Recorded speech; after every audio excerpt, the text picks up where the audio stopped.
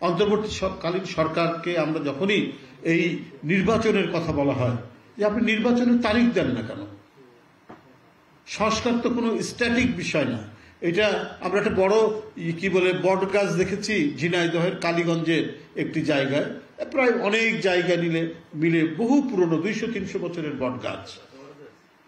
তো ওইরকম বটবৃক্ষ তো নয় সংস্কার, যে দাঁড়িয়ে আছে তো আছেই, এটা হিলবেও না, এটা নড়বেও না, এটা চড়বেও না।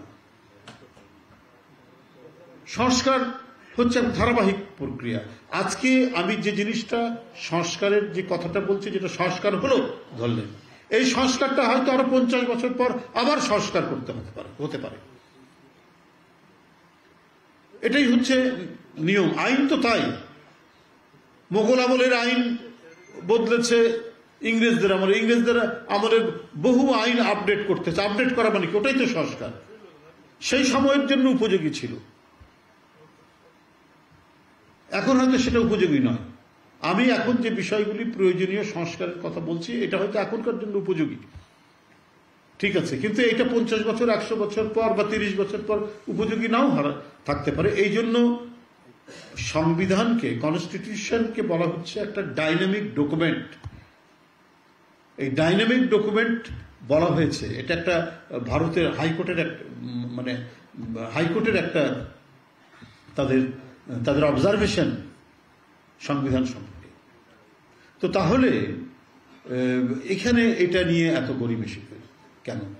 একটা দায়িত্বশীল সরকার, নির্বাচিত সরকার থাকলেই আপনার সেখানে মানুষ কথা বলতে পারত, এবং সেই সরকার সবসময় সংকুচিত থাকতো যে আমাকে বাবা জনগণের কাছে জবাবদিহি করতে হবে। এটা তো শেখ হাসিনার সরকার হতো না। কোন রকমে একবার এসছে আর ছাড়বো না, তোরা যাই বলিস, আমি আর ক্ষমতা ছাড়ছি না।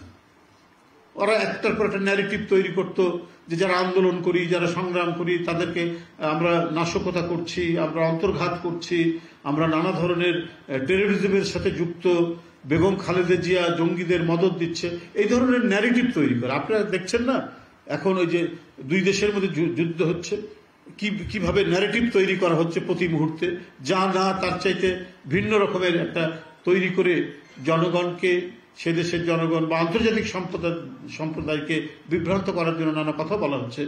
সেটা আবার সেই সমস্ত দেশেও এই বিষয়গুলো নিয়ে আপনার কথাবার্তা হচ্ছে।